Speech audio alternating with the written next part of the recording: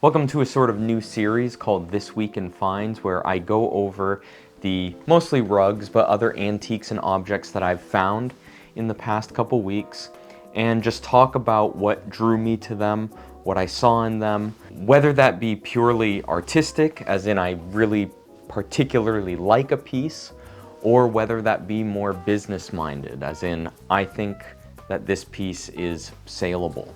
I think the ultimate goal of a series like this is to try and communicate my eye to you, because an antique dealer is not really selling their antiques, they're selling their eye. They're selling the things that the items they collect are a downstream effect of what they find attractive. And basically the best thing that an antique dealer can do is find people with a similar eye, because then everybody's happy. The antique dealer is finding things and selling things that they like, and the client is getting things found for them that they like. And so this relationship is formed and everybody ends up happy. All that being said, the first item that I bought was purely a business move. It's this piece. Now, I will impart a little bit of information to you. These are called Darjezine rugs. Darjezine rugs are almost always derivative versions of more popular Oriental rugs. So you can see here a rug like this is clearly aping off the success of rugs like Saruk. You can especially see that in the vase, or even like Bakhtiari. This is a very Bakhtiari type medallion in the center. This is from maybe the mid 20th century. This rug is handmade, it's Persian, and it was cheap. And it's in excellent condition. It has full pile, there are no holes, there's no real worn areas at all, but I don't particularly find it attractive. It's a good rug. It is a good rug, but I don't really like it. This is something that will go straight to the antique store because it's a good rug, it's vintage, somebody's gonna come across it, somebody's gonna like it. So Darjezine rugs, if you can find them in good condition and they're cheap, they're worth getting, or at least they're worth getting for me because I sell a lot of them at our antique store. So that's a Darjezine rug. Purely a business decision. Second rug, personal buy, or not personal buy, but you know, something that I'm going to eventually stick on my website. This is an Ersari Area Rug. Overall notes, it's about 6 by 9, so it's a good size. The kilim ends have been cut off. You can see that there's this strapping. Probably about a foot of this would have extended out and would have been kilim at one point. That's the same for both ends.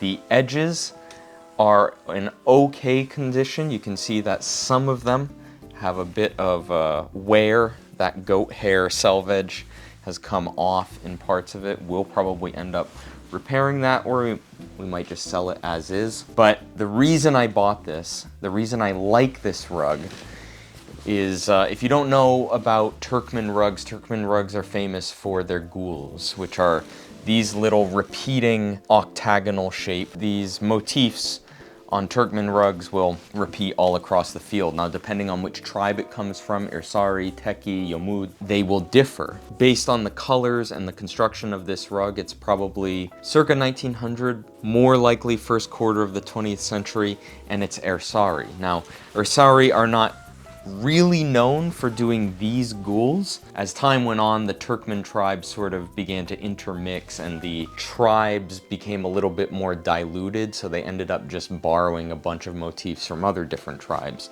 This is actually something that we would see on more Yomud, but the build is much closer to an Ersari than really anything else. Which brings us to the main reason why I bought this. I love these guls. I will buy most rugs that have these guls on them. It has this sort of H feature to it, which is actually zoomorphic. You know, you have the head on one end and then maybe a tail, or maybe it's two heads. Either way, I think this gul is really attractive. I really like it, and it has a lot of personality, more so than I think a lot of the other Turkmen guls do. So I really like this motif, and that's why I bought it. 6 by 9, great size. This will be on our website at some point in the future. This was another find. This is a Kazak Long Rug, circa 1900 safely, although you could put it into the 19th century because one aspect of this rug that is really cool is that all of the dyes are natural. When I first bought it, I wasn't actually sure, specifically because of the orange you have to be careful of. The orange looked a little bit bright to me, but I kept looking at it. I did a little bit more inspection. I asked another dealer friend of mine what they thought, and the assessment that we came to is that this is a natural orange, which is very cool, making all of the dyes on this rug natural, vegetal in nature, which is awesome. At some point in the future, I'm gonna have to do an unraveled on just Kazak rugs. Kazak rugs are maybe the most well-known, almost certainly the most well-known type of Caucasian rug. Collectors love them, and I think it's because Kazak itself can be broken up into a bunch of different regions, or the types of Kazak rugs can be broken up into a bunch of different regions of the Kazakh province. And so I can understand, like, you want to collect interesting and diverse pieces from each of those regions to create the big Kazakh collection. I can see it. It's a thing. Kazakh rugs have the lowest knot count of any Caucasian rugs, so their designs are very kind of big and exaggerated, especially compared with something finer like a Shirvan or Northeastern Caucasus, Dagestan, something like that. And that's kind of shown on this rug. See, this is why I love this rug. Look how crisp that line is. On a rug with synthetic dyes, that red would have absolutely run into that white and it would have just created this mess. Here, it's this perfect, you know, pixel perfect latch hook design. It's awesome. It's really nice. But it speaks to the low knot count of Kazakhs, that they have these sort of more simple designs, but they work with them very well. The other thing I really liked about this piece is the use of negative space in between these four medallions. So a lot of Caucasian rugs you'll come across don't have stuff like this. A lot of this negative space is filled with all these smaller motifs. It's sort of maybe pinwheels or S shapes. Sometimes people, sometimes animals. Those are cool.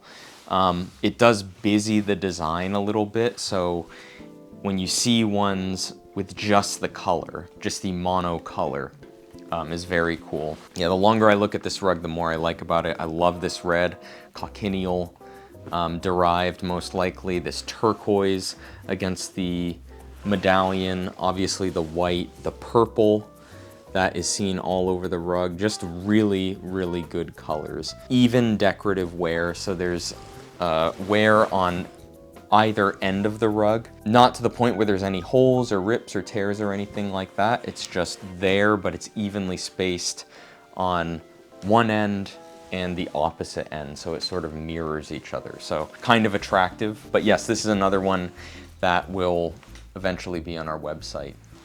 Okay, this one's kind of crazy.